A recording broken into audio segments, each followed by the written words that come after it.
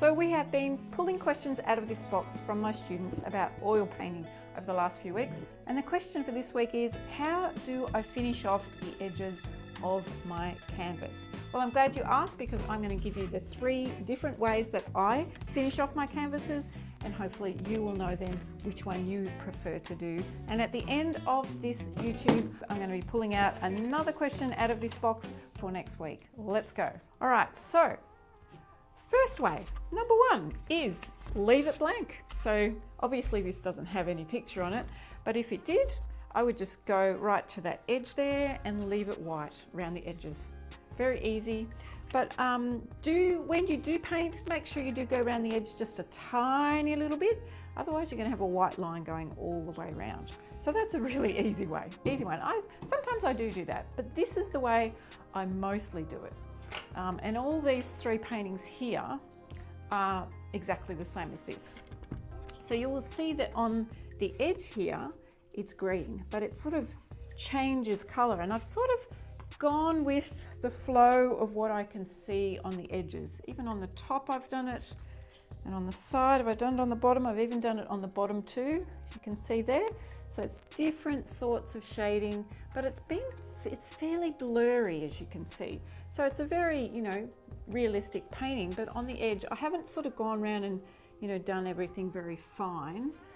Even up here where there's lots of detail, I've just made it blurry. I've just got the brush in and just blurred and pulled it around the edge. And I just go to that edge there. I don't go right around the back. So I really love that sort of finish on it. It gives a really nice polished finish off. So I think let's have a little look at this one. So this is my lorikeet, rainbow lorikeet. I've sort of changed the color down there, just green to a little bit of yellow. And what have I done on the bottom? Yep, I've made it red because it's red down the bottom there. Yeah, so that's very similar. And I'm pretty sure this one up there as well, I've done it like that. Now, the other way that you can do it, the third way, so that was the second way, by the way, and the third way that you can do it is put a different color. So just one color the whole way around. So I sort of chose, I've got this upside down now, put it this way. Whoop. So I sort of looked at this painting at what are some of the main colors, and it's a lot of grays in it. So I have put just a gray edge. You can see that there, all the way around there. So a gray edge. But you want to, if you've got a painting and it's mostly one color, then maybe that's what you can do as well. Just put all the same color all the way around. So the first one was just leaving it blank like that. The second way that you can do it is extend the paint color around, but blur those edges, blur them really nicely there. Get your brush out, wipe it, blur them together. You don't want any hard edges down there. You just want it nice and blurry, so when it sits on the wall it looks really good. And then the third way is just putting one color all the way around. So this second way, where you wrap that color around and blur it, or this way where it is actually, just a single color all the way around, is a really good way to do it if you're wanting to get something framed. So I have a print of that painting that I just showed you, and this here is has been framed, as you can see. But if you actually have a painting, so this is a print, but if this is a painting, you still want to paint around the edges in a certain color, not leave it white. You want to be really careful not to do that. If this was my painting, I probably would have, painted those edges in grey. So these shadow boxes are really popular at the moment, and there's a little gap there usually. So you really want to make sure that you have a color around the edge before you actually frame that. Just thinking about what's the main color that you have in your painting. I just wanted to come in and show you exactly how to do this blending thing, because I had that question this week from one of my students. How do I actually blend this edge here and make it look good, make it look right? So here's a piece that I have been working on, and I can't even remember the colors that I've been using. Actually, I do remember using some magenta. I've got my blues there, but I know there's some magenta in this as well. So I'm just going to pop some magenta on as well. Okay, good old magenta. All right, So what I've started, this is a while ago, so this is all dry now, which is not a great idea. You really want to be painting this all in one go so that you can blend it all. And you could probably use a little bit bigger brush than this. What have I got? A size 8. In fact, I will get a bigger brush. Here we go. This is an 8, but it's bigger. Make that, take that. I mean, it's crazy, isn't it? The sizes are always different. Okay, so we're going to, that's a much better size, I think there.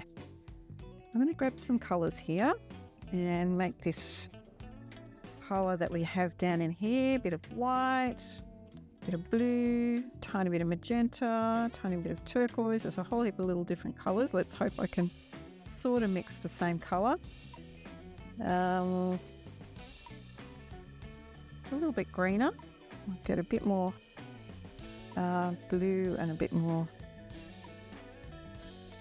Okay, it's pretty good. All right. So what I'm going to do, what I like to do is look at what's happening around on this side. As you can see here, there's like a little light spot there. So I'm going to just paint up to that and then come up here. I can see it's a little bit bluer, so I'm just going to add more blue. I want to make it fairly similar to what's already there. I think I'm going to grab a tiny bit of black into that just to darken it a little bit more up there. Okay. So let me put those, sort of putting the colours on as I go up. You can see I've sort of left a little gap here.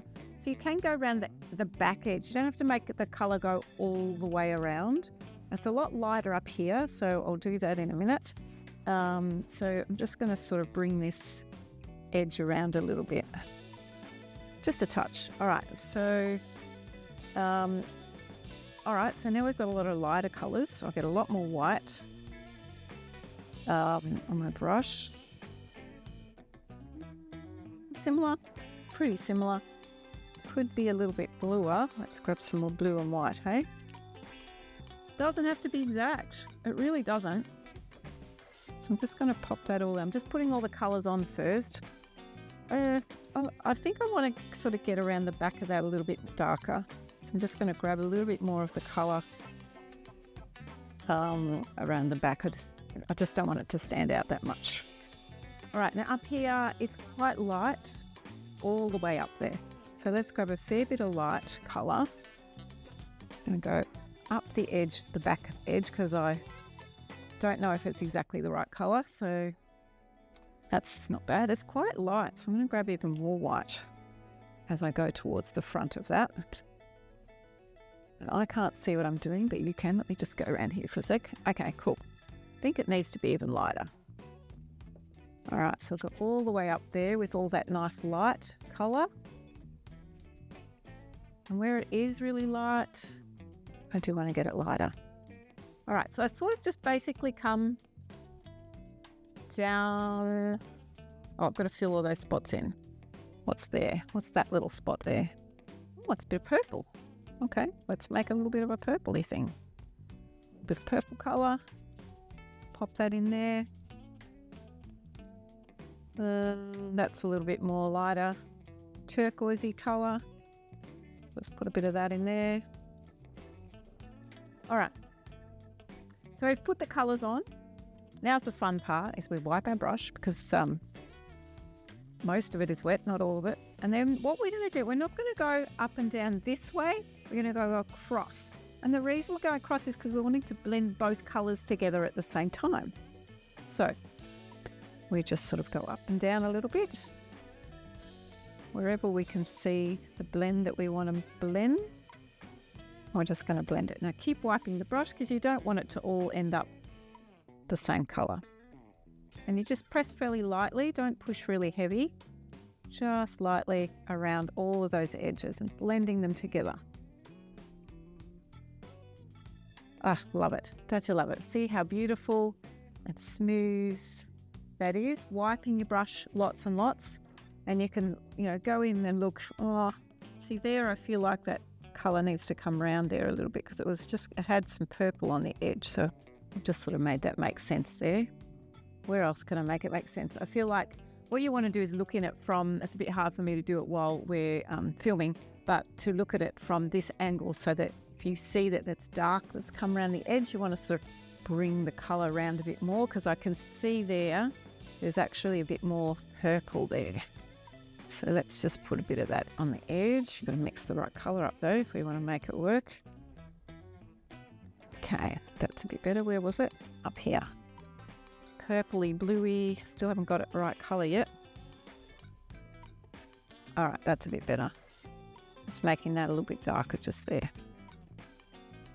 And that's good. And there's sort of some hints of shades up there, so we can sort of wipe my brush, blend a bit of that in, and then blend that one as well.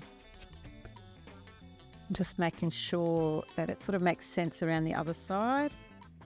Here it goes a lot darker blue here, so I might actually try and mix that a bit darker. You could leave it at that really, and no one would even really take any notice, but I'm going to just try and make that a little darker there because I feel like it's quite a beautiful intense spot there. Pop that in. You can see that's a lot darker. Is there anywhere else there? And the other thing is I didn't want it to have that light spot around there, around like on that edge. All right, now we can wipe our brush again. Okay, and then we're just going to blend that. Keep wiping because there's a lot of wet paint at the moment, so just want to blend all that out.